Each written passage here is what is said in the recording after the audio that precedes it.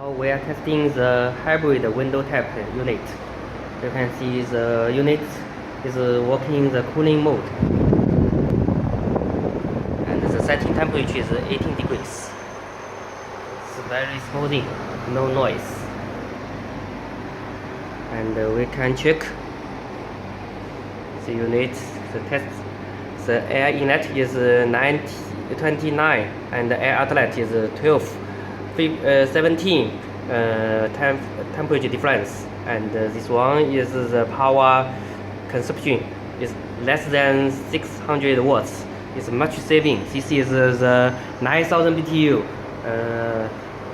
unit, 1 HP.